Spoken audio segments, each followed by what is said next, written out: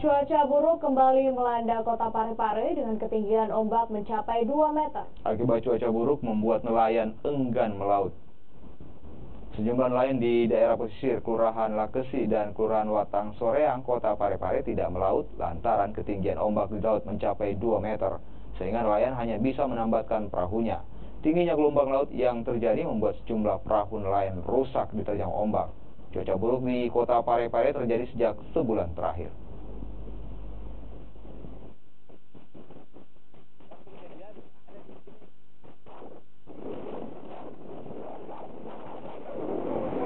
Kalau sekarang ini mungkin ada satu